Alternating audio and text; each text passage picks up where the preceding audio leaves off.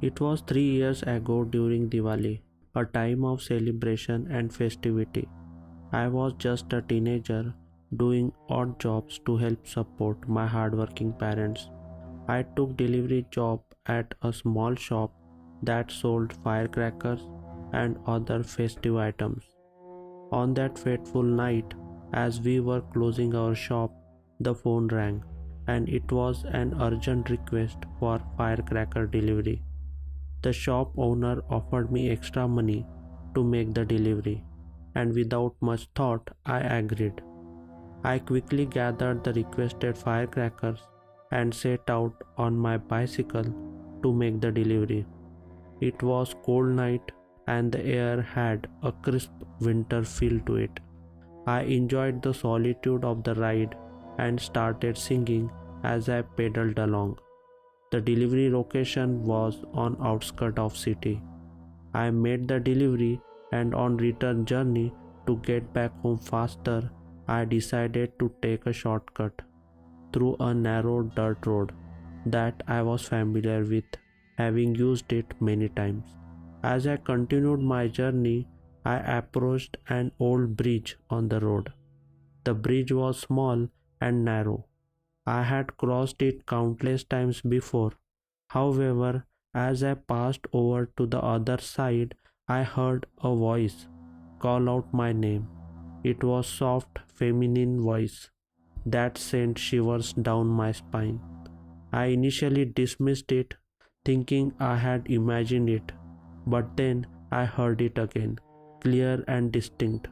The voice was coming from underneath the bridge. I stopped in my tracks, my heart racing. I couldn't fathom why there would be a woman beneath the bridge and at this time of night, in this secluded place. In the small community I lived in, everyone knew everyone, and this was highly unusual. My first thought was that she might have fallen from the bridge and needed help. I cautiously walked over to the edge and peered down under the bridge. What I saw made my blood run cold. There, under the bridge, stood a woman in red sari, holding a small lamp in her hand. Her eyes glowed menacing red. Her dark hair flowed around her like a cloak. She called my name again, her voice eerily soft. She said, "Please come down here, hold this lamp. I have been holding it for a long time." Fear gripped me and I couldn't move. The woman's sinister smile sent chills down my spine. It was clear to me that this was no ordinary encounter. Her unnatural appearance and her strange request left me paralyzed with fear. I backed away from the edge of the bridge and turned to run, my heart pounding in my chest. I ran wildly, not looking back, for what felt like eternity. When I finally reached the vicinity of my home, I stopped to catch my breath. But then I heard it again, that haunting voice. I turned, and there she was once more, the woman in red sari, holding the lamp, her eyes glowing red in the night. My blood ran cold.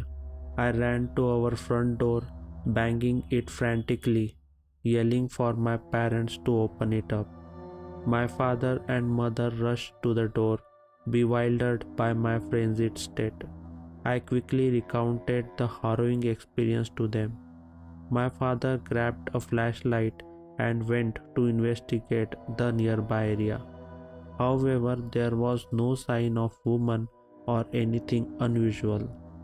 In the days followed, I was haunted by nightmares of that woman in red sari, with her sinister smile and glowing red eyes. I refused to sleep alone at night. I was overcome with a deep sense of unease. The incident had left a lasting mark on me. I vowed to avoid late night rides on secluded roads. Who knows what the woman's true intentions were? Perhaps she was waiting for another unsuspecting victim to approach the bridge, to beckon them in her eerie voice and that ominous lamp, like a predator waiting for its prey.